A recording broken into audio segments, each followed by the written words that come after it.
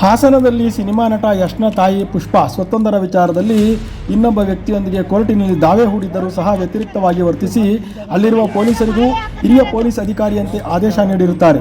ಸ್ಥಳದಲ್ಲಿರುವ ಮಾಧ್ಯಮಗಳ ಮೇಲೂ ಹರಿಹಾಯುತ್ತಾ ಈ ಕೂಡಲೇ ಜಡ್ಜ್ ಇಲ್ಲಿ ಬರಬೇಕು, ಅಷ್ಟೇ ಬರಲೇಬೇಕು ಅಂತ ರಂಪ ಮಾಡ್ತಾರೆ.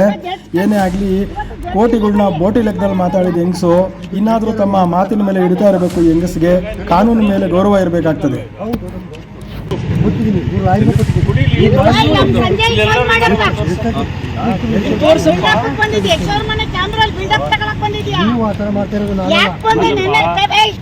ಕ್ಯಾಮ್ರಾ ಹಿಡಿತೀರಾ, ಪೇಪರ್ ಕೇಳ್ತೀರಾ?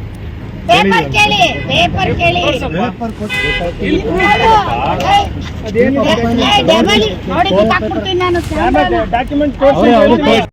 ದಿಗ್ವಿಜಯ ಭಾರತ ಪಕ್ಷ ಬೆಂಬಲಿಸಿ ಹೊಸ ಪ್ರತಿಭೆಗಳಿಗೆ ಅವಕಾಶ. ಗಲಾಟೆ ಇದ್ದಿದ್ದೆ ಅವ್ರೆ, ನಿಮ್ಗೆ ಕಾಮಿಡಿ ನೋಡ್ತಿದ್ದೀರಾ ನೀವು? ಕಾಮಿಡಿ ಟೈಮ್ ಇದೆ, ನಾವು ಕಾಮಿಡಿ ಮಾಡ್ತಿದ್ದೀವ. ಬರ್ರಿ ನೀವು ನೋಡಿ, ನೀವು ಅರೆಸ್ಟ್ ಮಾಡಕ್ಕಂತೆ ಅವನ್ನ ಬಿಟ್ಟಿದ್ದೀರಾ. ಕಂಪ್ಲೇಂಟ್ ಕೊಡಿ, ಬನ್ನಿ ನಮಗೆ ಕಂಪ್ಲೇಂಟ್ ಕೊಡಿ.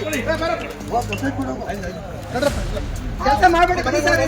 ನಾವು ಕೂತ್ಕೊಂಡಿದ್ದೀವಿ, ಅವ್ರು ಹೇಳಿದ್ದು ಕೊಳ್ಳೆತನಕ್ಕೆ.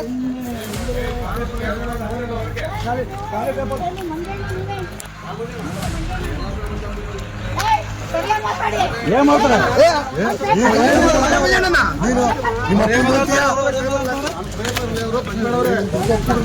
ನೋಡಿದ್ರೆ ಆಸಿನ ಜನಕ್ಕೆಲ್ಲ ಗೊತ್ತು ನಿಮ್ದು ಫೇಕ್ ಅಂತ ಹೇಳ್ತಾರ ಅವರು. ಫೇಸ್ಬುಕ್ ಮಾಡಿ ಅದು ಕೊಟ್ಟು